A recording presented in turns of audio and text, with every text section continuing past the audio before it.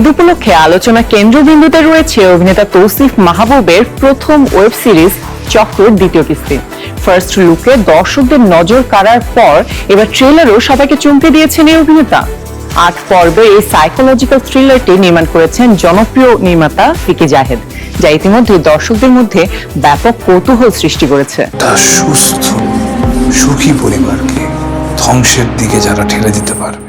ছোট পর্দার জনপ্রিয় অভিনেতা তৌসিফ মাহবুব অভিনয় ক্যারিয়ারে অসংখ্য নাটকে অভিনয় করার পর এবার প্রথমবারের মতো পা রেখেছেন ওয়েব দুনিয়ায়। আর প্রথম কাজ হিসেবেই বেছে নিয়েছেন ভিন্নধর্মী গল্পের ওয়েব সিরিজ চক্র 2। ভিকি জাহেদের নির্মাণে সিরিজটির গল্পে থাকছে রহস্য, টানটান উত্তেজনা আর সম্পর্কের জটিলতা, যা দর্শকদের ধরে রাখবে গল্পের শুরু থেকে শেষ পর্যন্ত।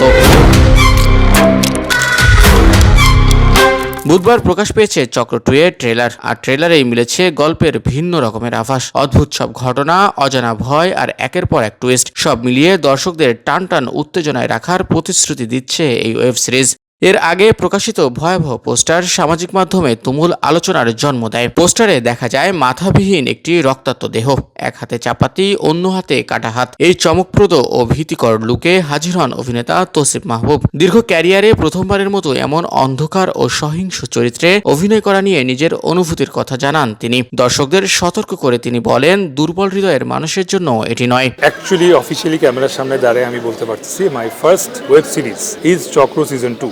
আপনারা বলতে পারেন চক্র সিজন 2 যদি ফার্স্ট ওয়েব সিরিজ হয়, সিজন 1 আসলে কি ছিল। চক্র সিজন 1 আসলে আমরা শুটিং করেছিলাম টিভি নাটকের জন্য, কিন্তু তারপর হুট করে একটা সিদ্ধান্তে কোনো একটা কারণে আমরা আসলে ওটাকে ওয়েব প্ল্যাটফর্মে রিলিজ দিয়ে দিই, কিন্তু শুটিংটা করা হয়েছিল নাটকের জন্য। তো পার্থক্য এটাই হচ্ছে যে সিরিজ বলতে আসলে যে আয়োজন বুঝি, যে বাজেট বুঝি, যেভাবে প্রস্তুতি নিয়ে একটা কাজ করা আমরা বুঝি, সেইটাই এবার আমি করতে পেরেছি।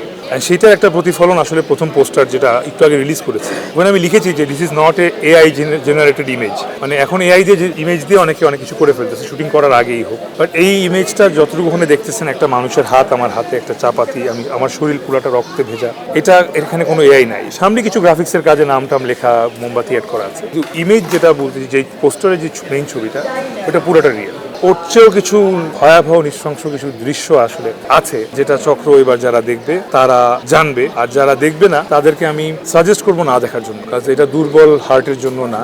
চক্র শুটিং করতে গিয়ে সেটের মধ্যে থেকে শুটিং চলাকালীন আমি যখন শর্ট দিচ্ছিলাম, আমি চোখে দেখেছি একজন দৌড়ে সেট থেকে পালিয়ে গেছে, বিকজ ও আর নিতে পারছিল না সেটে যা যা ঘটছিল। সো চক্র সিজন 1-এও অনেক কিছু ঘটেছিল, অনেক ভয়াবহ জিনিস ঘটেছিল। চক্র সিজন 1-এর 4 জন আর্টিস্ট হুট করে আসলে এই পৃথিবী ছেড়ে চলে যায়। সিজন 2-র কোনো আর্টিস্ট পৃথিবী ছেড়ে চলে যায়নি, কিন্তু সিজন 2-র ভয়াবহতা সিজন 1-এর চেয়ে অনেক বেশি।